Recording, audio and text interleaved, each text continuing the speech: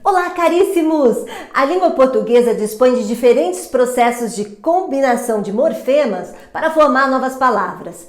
Na videoaula Formação de Palavras Composição, cujo link aparece na descrição desse vídeo, estudamos os principais elementos mórficos presentes nas palavras, ou seja, radical, prefixos e sufixos, além do processo de composição. E hoje o foco está na derivação.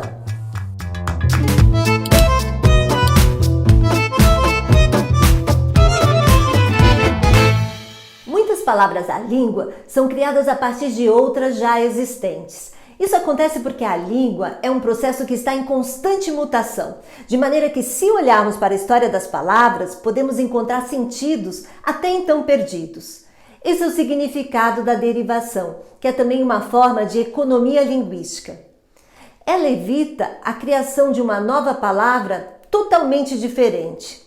Basta acrescentar um prefixo ou um sufixo para gerar uma nova palavra a partir de uma primitiva. Mas o que são palavras primitivas e palavras derivadas? As palavras primitivas são aquelas que não derivam de outras palavras, como dia, mar, sol. Já as palavras derivadas, como o próprio nome diz, são aquelas que derivam, que procedem de outras palavras, como diário de dia, marítimo de mar, solar de sol. Então vamos ao conceito. A derivação consiste na formação de uma nova palavra a partir de uma base já existente na língua. Em outras palavras, a derivação consiste na formação de palavras novas, que são as palavras derivadas, a partir de outras já existentes na língua, que são as palavras primitivas. É um mecanismo muito produtivo, que abrange vários tipos de processos. Há diferentes tipos de derivação. Derivação prefixal ocorre quando se acrescenta um prefixo à palavra primitiva. Que pode uma criatura, se não entre criaturas, amar? Amar e esquecer, amar e malamar, amar, desamar, amar. Nesses versos de Carlos Drummond de Andrade, malamar e desamar têm uma parte comum. O radical amar, verbo, que é a palavra primitiva. Mas também tem uma parte que as diferencia, os prefixos des e mal, que formam as palavras derivadas e imprimem um novo sentido à palavra base amar. Outro dado importante é que malamar e desamar pertencem à classe dos verbos, assim como amar.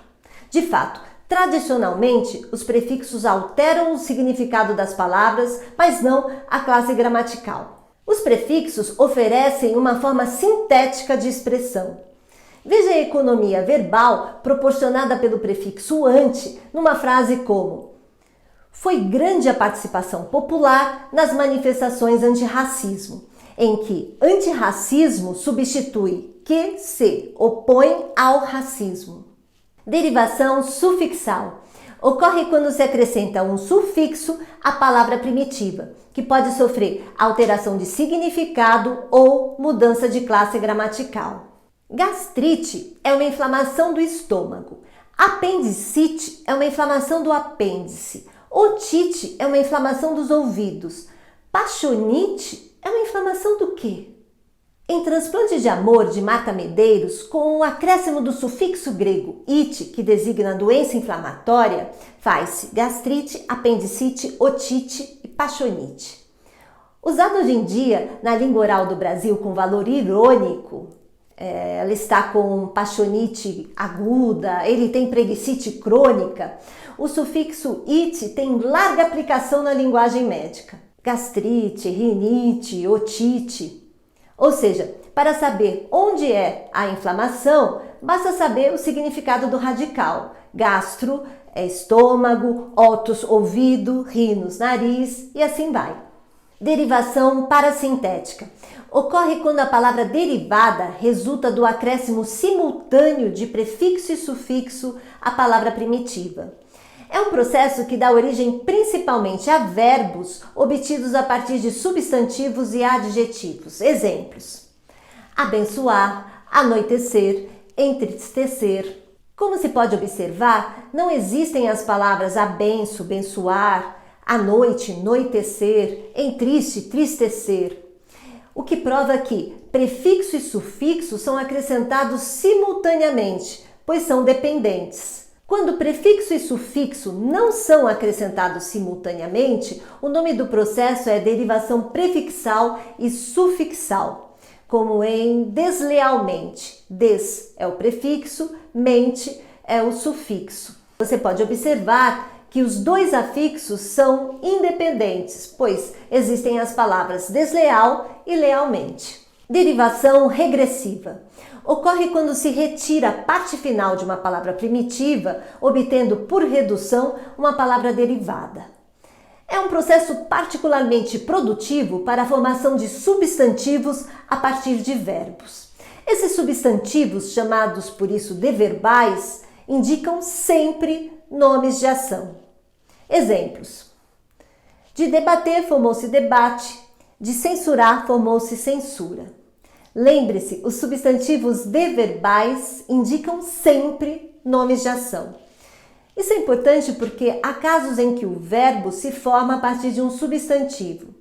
Exemplo: de planta formou-se plantar, de perfume formou-se perfumar.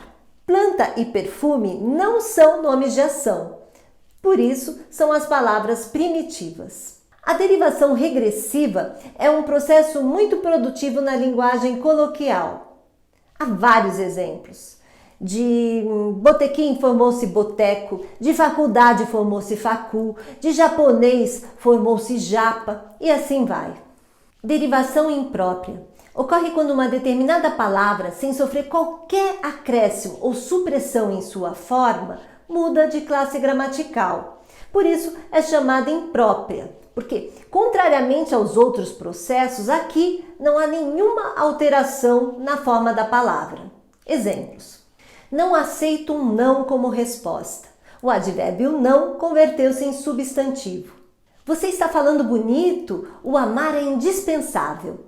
O adjetivo bonito aparece como advérbio de modo, enquanto o verbo amar converteu-se em substantivo. Outro aspecto a se considerar como última reflexão é que no caso dos poetas e escritores, a criação das palavras, essas que não estão no dicionário, a criação dessas palavras é uma licença poética.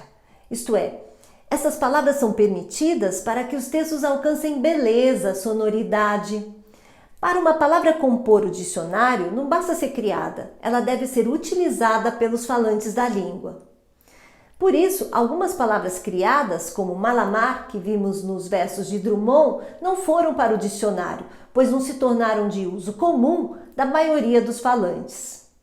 De modo geral, pode-se dizer que a linguagem informal é mais receptiva a novas formações, mas a linguagem formal só admite novas palavras se elas forem realmente necessárias e se forem formadas de acordo com as regras da língua.